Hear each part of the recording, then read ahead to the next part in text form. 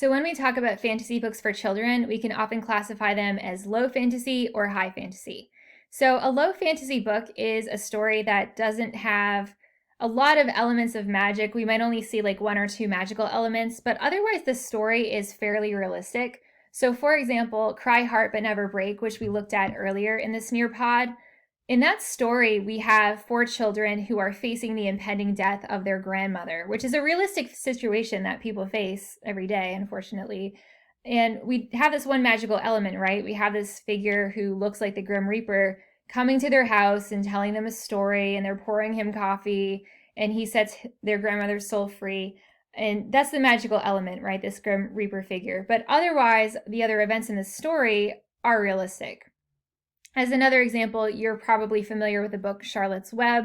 That book is set, in the real world, but we have these talking animals that interact with each other.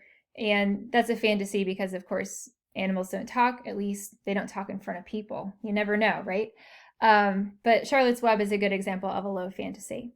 On the other hand, high fantasy would be stories that have a lot of fantastical or magical elements to them. And oftentimes, high fantasy stories are set in worlds that are completely different from our own. So the Chronicles of Narnia, the Harry Potter books, those are examples of high fantasy. So as readers of fantasy, there are certain requirements that we can expect to see when we're looking at a fantasy. So we need to see some kind of magical elements. So those could be toys that talk, animals that talk, as in Charlotte's Web. We might see characters like fairies and dragons and witches. We could see characters traveling through time and so forth. We also need to have at least one human-like character in a fantasy book. That doesn't mean that the character has to be a human. It just has to be a character that children can relate to in order to hang on to their interest in the fantasy story and have them buy into it.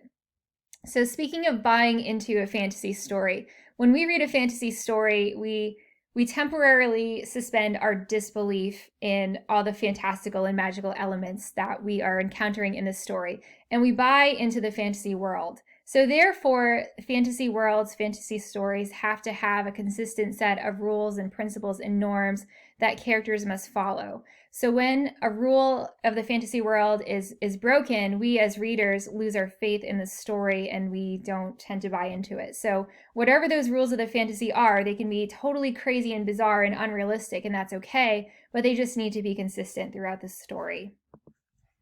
So one book that I read last year that has a lot of these elements of fantasy is Granted by John David Anderson.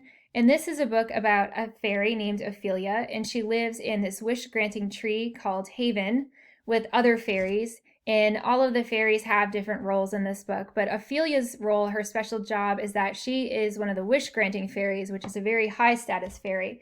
However, at the beginning of this story, Ophelia is feeling frustrated because she has never yet been sent on a wish-granting mission. So these fairies travel from Haven to Earth in order to grant wishes to humans.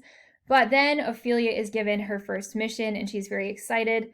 However, from the beginning, things go awry for Ophelia and she encounters more and more challenges along the way. But, as she's going on this mission, she learns a lot about herself. She also makes some new friends and she becomes a bit less arrogant than she was at the beginning of the story.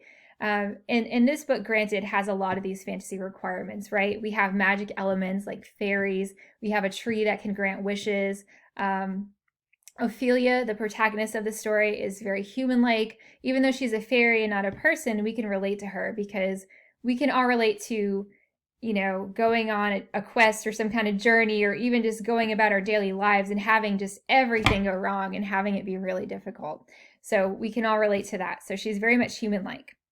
And in this fairy world of Granted, there are consistent rules. Like if a fairy is seen by a human, bad things will ensue for the fairy. Also, there are certain rules that have to be followed in order for wishes to be granted. For example, if you have a wishbone after eating a turkey, like on Thanksgiving, if you break it yourself, that doesn't count as a wish. You have to break the wishbone with another person in order for you to have the opportunity for your wish to be granted. So fantasy stories usually have a number of motifs or symbols in them. For example, we oftentimes see characters going on quests or journeys in order to fight evil, and good and evil is a theme. Oftentimes the protagonist of a fantasy is a hero-like figure, We also see special characters like witches and fairies and dragons and so forth.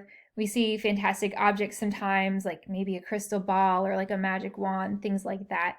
And of course, we see other worlds in some fantasy stories and so on. So, not all fantasy stories have to have all of these motifs, but these are some common ones that you might see, that you might encounter when you're reading fantasy stories.